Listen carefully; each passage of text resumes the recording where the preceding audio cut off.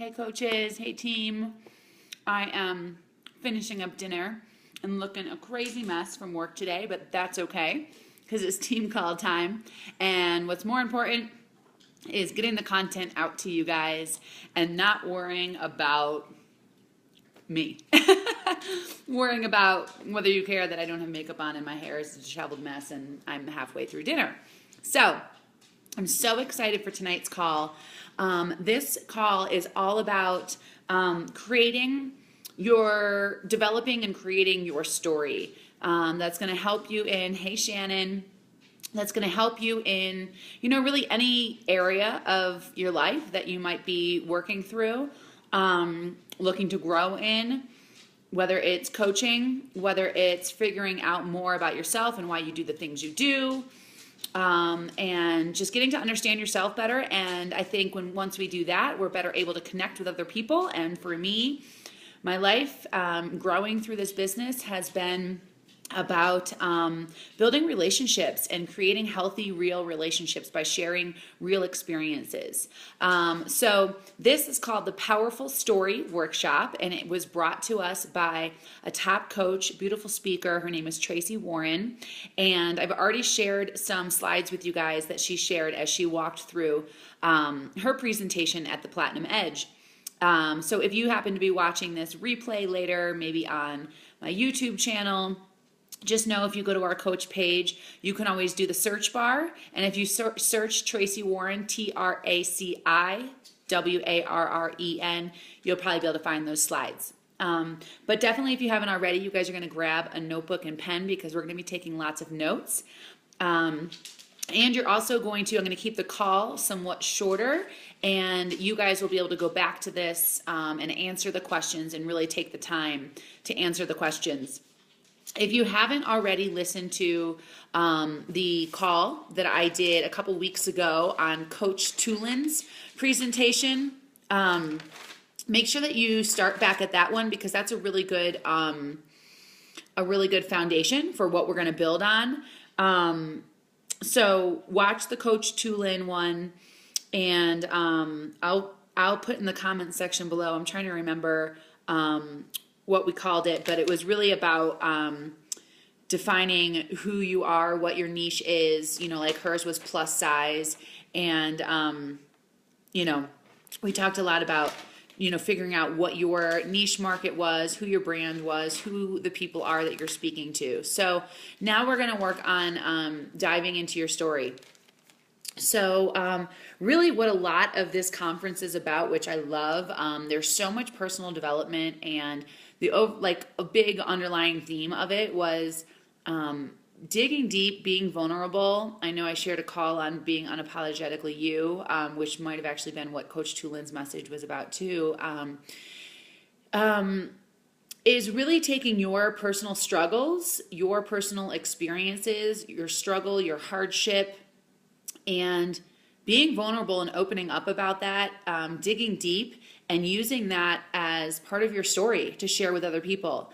Hopefully it's something that you've grown through, so you're not really like in the middle of the struggle, although we know it's important to always share the journey as we're going through it. But, what did you learn from it? How did you come out from it? And what then can you share with other people to help them, right? Because our goal is to help other people. So, all right, step one. What makes you freaking amazing? What makes you freaking awesome? Jot down, you're going to take 5 minutes and you're going to jot down 5 things that make you freaking awesome, that are cool things that you've done, experiences that you've had, things that maybe are unique to you, but can also include, having a baby, because that's freaking awesome. And that's something I've never done, right? So it can be part of experiences that other people might have had, but so freaking awesome for you. And it's interesting. It took me a while to kind of think of a few things. And when we just sit down and take the time, you guys, set a timer. for 5 to 7 minutes to do each of these exercises that I'm going to give you. And I'll share with you guys some of my answers just so that you get to know me better. As part of building that relationship, I want you guys to know more about me, and I want to know more about you. So when you guys do these exercises, share them with us, share them with the team. And share them with me, share them with your upline coach, because I want to get to know you guys better and we can see where the commonalities are. So when I just, it took me a few minutes to get started. And then once I started writing things down, I came up with a bunch of them. So I thought I would just share them with you guys. One of them was I traveled to Alaska to teach dance, and I was really considering moving to Alaska after being in New York City for several years. I was highly considering a change and moving to Alaska. So I went and taught dance there for a week. I decided I couldn't live there. I went to Chicago twice for auditions. I went to Chicago to audition for the Rockettes and to audition for So You Think You Can Dance. I recorded an album. My first year, the first couple years when I was in New York City, I recorded an album, so that is out there. I drove cross country when I moved from New York City to Colorado. I started my own dance company when I was in New York City. I produced and performed in over 50 shows in 1 year in New York City. I taught in the inner city, which for this blonde girl, I lived in Spanish Harlem. I moved to Spanish Harlem at 19. I taught in the inner city in the Bronx, Elizabeth, New Jersey, Newark, New Jersey, Rochester, New York, like some pretty hardcore areas to teach, and that was really great learning experiences. I wrote a dance curriculum. And for one of my jobs, I had my wisdom teeth pulled, and 4 hours later, I was performing on stage. That's a unique story that I like to share with a lot of my students. I was literally singing Santa Baby, dressed scantily with gauze in my mouth and a spit cup of blood backstage. So that's pretty unique and awesome. I learned to snowboard at 35. I love that I was able to try something new like that. I directed the USA cheerleading team. I put together and directed and ended up dancing for the US cheerleading team last year for the World Ski Championships. So we were dancing in the snow, which was definitely a first, I think, across the board. So as I just sort of started to write things down, these cool things started coming, and it was great to have those memories too. A lot of unique and freaking awesome experiences. So take 5 minutes, write down at least 5 to 10 freaking amazing things, and I want to know what those are. Step 2 is going to be write down 5 things that maybe were more like life-changing big events. Maybe that more defined the trajectory of where you went in life. So they could be freaking amazing things, or they could be, tough life experiences, hardships, not some freaking awesome thing, but like a real life experience that you went through that changed your life, that has maybe put you on a different path. So for me, some of those life experiences were deciding to quit college after my first year and move to Spanish Harlem at the age of 19 to start a dance career. Landing my first professional job and dancing for the NBA. Those were like some really big defining moments for me. Being able to, this is kind of like a long-term one, but being able to live out my passion of dance my whole life. It's pretty unique that I've been able to teach dancing and dance professionally, and that be my way of living and financial stability for my entire life. It's pretty unique that I am 36 years old and single and never been married. So that's like pretty unique to me and has, set me on a path And I would say one of the reasons why I am in that situation is because I spent 6 years in a relationship with an alcoholic. And that is certainly something that is, a big like moment in my life, a big chunk of time in my life that sent me on a path. Yeah, I would say, being independent, being single, being independent, and financially supporting myself in my passion. So those are some big moments and milestones in my life. So go ahead and you're going to stop, if you're watching this on the replay, if you're watching it live, either way, take these notes down and then make sure you hit pause. Hit pause when you're watching the replay and set your timer for 5 to 7 minutes and figure out what those 5 things are. Those life-changing moments, those big moments in your life that led you down a specific path to where you are today. The next thing you're going to do is you're going to write how you overcame those things, or what was it that made you make those big decisions, or how is it that you had those life experiences? What did you have to overcome to achieve them? What, what steps sort of brought you into that? So you're going to write down, specifically now, after you've written your freaking amazing huge list and you've narrowed it down and or created a specific 5-item list of things that are huge in your life, that sort of help define you and help you to figure out where you are today, who you are today. Though taking those 5 things, step 3 is going to be, what did you do to overcome those experiences in your life? Or what helped you make those decisions and help those things to happen? What was your part in that? What did you have to work through? What did you have to fight through? So using a few of mine as examples, the first being that I decided to quit college and go to New York at 19. I can't even say that I had to get through fear, because I didn't really have fear at 19. I was just I was too ignorant to have fear about moving to New York City after never even having been there and not knowing anyone. I look back on that now. It wasn't until my late 20s and early 30s when I shared with people my story and what I did that they were like, oh my God, that's crazy. I can't believe you did that, so young, and good for you. And I'm like, oh, yeah, I guess that is kind of a big deal. At 19, I didn't know. I just thought, this is what I had to do. I want to dance. I want to perform. I have to go to New York City. That's where I have to be. I wanted to be on Broadway. So that's just what I had to do.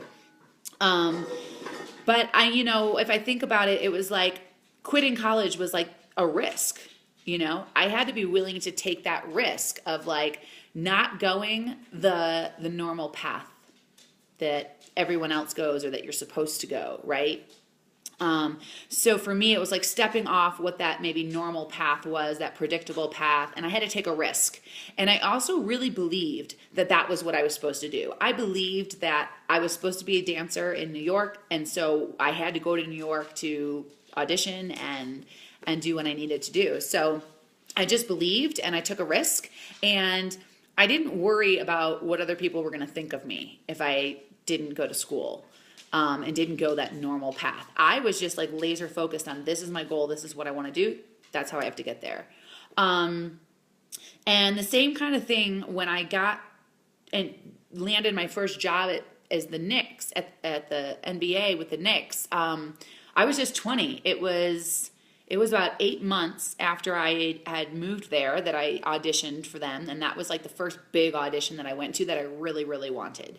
As a dancer in New York City, you go to hundreds of auditions. It is one of those things where it's you have to get 100 no's before you get 1 yes. It's just part of the process. And that's sort of similar to what we do as coaches too, because we have to invite and share what we're doing on a daily basis. We have to personally reach out to people on a daily basis and invite them to what we're doing and share with them what works for us before somebody says yes. We get 100 no's before somebody says yes. And if you don't take that path, you may never be able to help the person that you're supposed to help. So don't be afraid of those no's. That was a growing process that I had to learn when in New York, was to not be afraid of those no's, to not take it personally, knowing now what I know today, I didn't know then, but trusting that my higher power had a greater idea for me when I didn't get that job, or, there was a path for me. I just had to keep showing up and keep trying.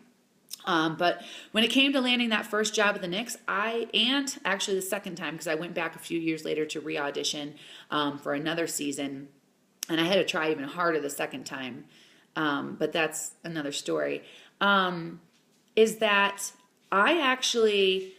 I went through, there was 2 lines to audition. We had to do this combination across the floor, and we had the director and the choreographer both judging and taking girls out right and left, right? Because 500 people show up to the audition and they want to break it in half like right away, if not more than that.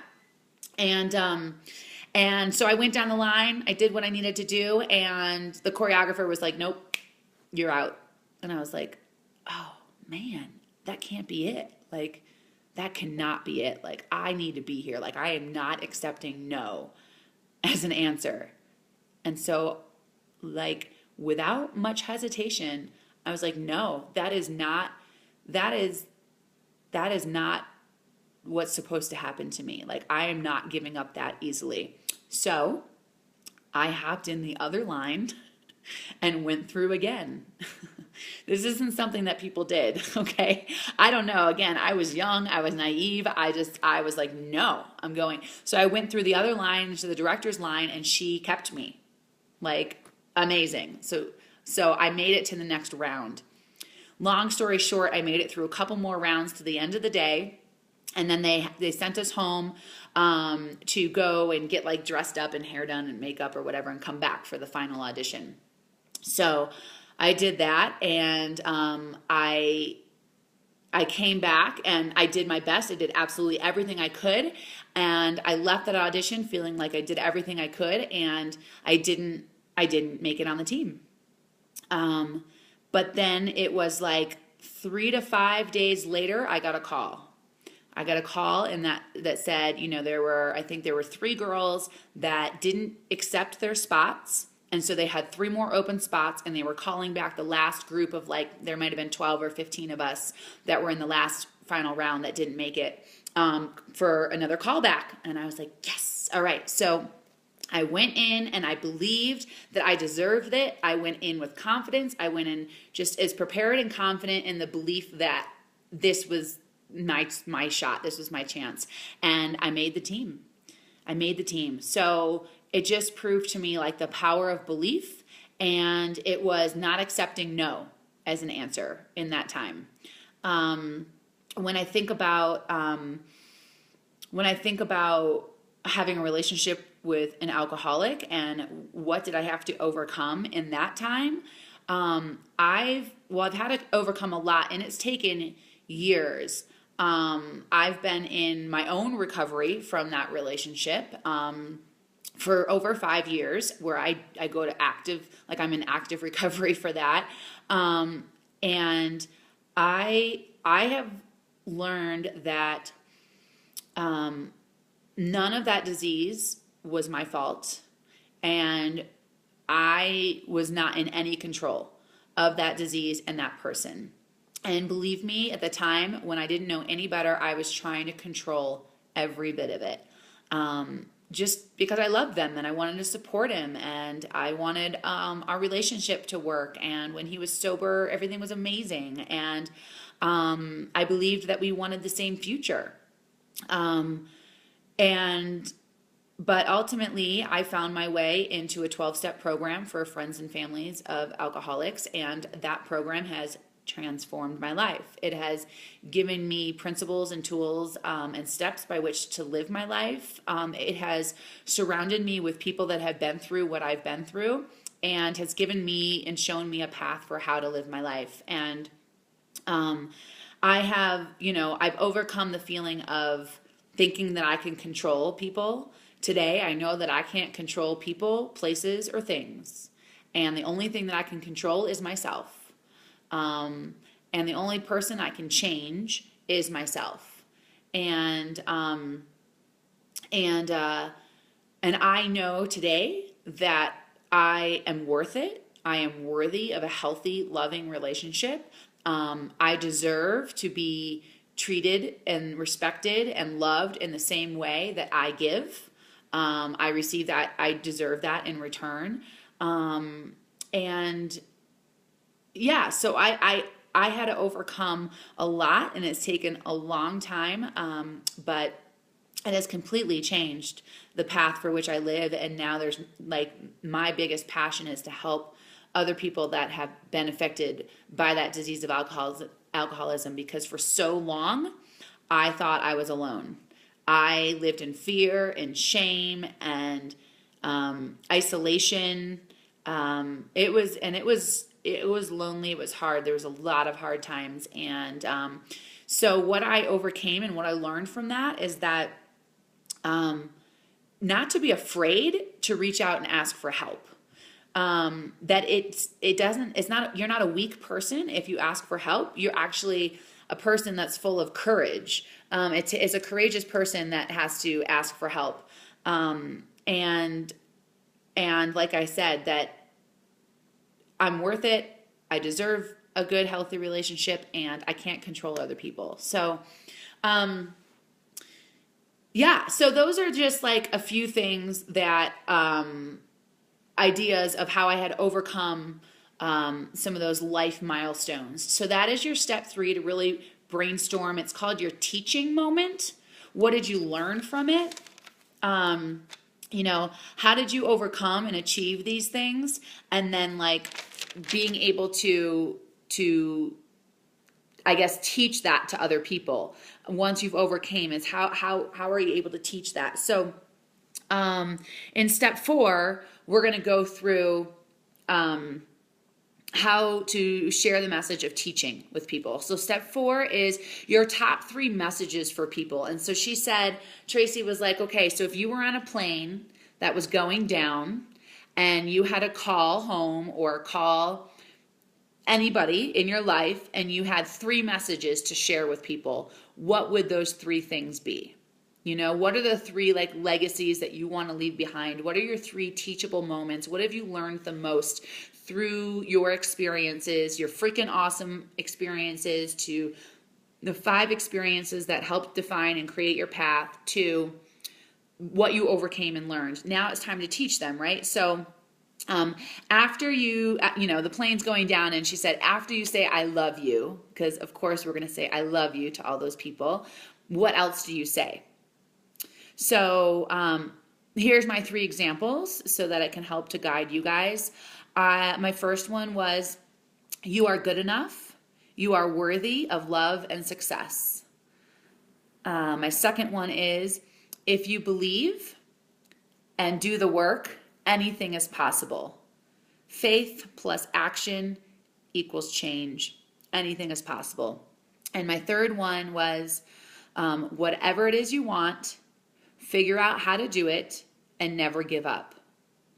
So those are my 3 teachable moments, and I hope that as you heard my stories and you heard what I overcame, that it was clear maybe that those are my 3 things that I would teach and want to spread and share with other people. So now we're going to talk about how to set up your story and share your story. So reminder, for each step you have hit pause and you've taken 5 to 7 minutes, set a timer to write these things down. So after you finish step 4, the 3 things that you want to say when the plane is going down after I love you, your 3 teachable moments, you're going to start to share your message and put your story together. She said the first thing to do, the first place to start is set yourself up as the underdog, right? Because everybody loves the underdog. And ultimately you want to start with where you were so that we can get to where you are and what you learned, right? So you're going to set yourself up as the underdog with some examples of, I never thought that XYZ, or I never would have dreamed after XYZ, that I would have overcome, So setting yourself up as I never thought or I never would have, and sharing that, one of your 5 defining moments. And then this is also like a 5-point share in your message. So the first one is setting yourself up as the underdog. The second one is sharing it's going to be 3 points. It's going to be 3 points. Point 1, point 2, point 3. And it's going to be sharing your story. You see, ... this thing happened. And then this happened and this happened. And then the fourth one is going to be your message. If you get nothing else out of this, please know there's your teachable moment. There's your teachable moment. So that's step 4. If you get nothing out of this, please know, what did you learn about it? What can you share? And then the 5th one is, now that you've heard my story, please XYZ, a call to action. Encourage them to take a step forward, encourage them to respond to you, encourage them to something. So in the step 5 of now sharing your story, you also have 5 points to this. The first one, setting yourself up as the underdog. The second, third, and fourth are the 3 points that you're going to talk about. Probably all relating. Mine could be, I quit college, moved to New York City at 19, and landed my first job as a Nick City dancer after 8 months. So those are 3 points, but all really in the same story that defined my life. And then the fourth one, I guess this is the 5th, I'm sorry. The 5th one is your message. If you get nothing out of this, please know. And then the 6th one is, now that you've heard this, have them do a call to action. Okay? So you'll take 5 minutes and you'll create your message, your story that you're going to now share, the sharing piece. So, she had us do this. And there wasn't really a dry eye in the room. She had us partner up with a total stranger and gave us like 2 or 3 minutes to write down one of the things in our life, that defining moments, and share it with somebody else. So I'll give you just a quick example that I never really got to finish, but here was my starting point. I never thought that living with an alcoholic would be the best thing that ever happened to me. You see, it helped me discover myself. It brought me to a program, a 12-step program of supportive friends and families, and gave me tools and principles with which to live my life. It helped me to understand that I'm not in control of other people, that I can only change myself, and it helped me to see and find gratitude in all the little things in life. If you get nothing else out of my message, please know that so many people are affected by this disease. There is help for you. You are not alone, and there is hope for them. And then I need to finish with a call to action. So that's an example, you guys. I want you to, and she encouraged us all, think outside the box and share your story. Write it down. Go Facebook Live with one of your stories. Create a freemium promo video around one of your stories. Write a Facebook post around one of your stories. Create a coach invite around one of your stories, and help train your other coaches by sharing your story and help them to dive in and get to their story. All right, I'm going to close it up there, you guys. Set the timer, do this task, share it with your upline, share it with our team. Let's get to know one another better. And I think it's really important that all of us take this time to write these things down. It's important to remember the good things, the freaking amazing things that you did. Write them down, share them with people. Start remembering and share them with other people, and see who connects with you online. Connect with other people. It's about building relationships. It's about being vulnerable, using your struggles, sharing your experiences, and helping somebody else. That's been the magic for me. It's helped me to grow, and it's helped me to connect with so many amazing people that I may never have connected with before. And if you guys are coaches that are active and looking to grow your business, make sure that you are hopping on Tuesday night calls, team calls with Team Phoenix. You should be receiving their newsletter, and our team calls are really focused on business producing activities, and I don't want you guys to miss that. If it is still October, November is Team Spirit Month for Beachbody. So get in, join our Team Phoenix. We're going to have a huge, it's like an incredibly huge month for us on working our business, working together, and having team spirit, recognizing each other, sharing the successful things that are working, and just supporting one another. It's a beautiful thing. We have an amazing team with Team Phoenix as well. I want you guys to know that you are a part of something so much greater than yourself, than even our incredible team here. There is another team that is available to you guys for support and love and personal and professional development. So make sure you're connected with everybody, and that's it. I'm going to close it up. So take the time to do this, and I'll talk to you guys later. Have a great night.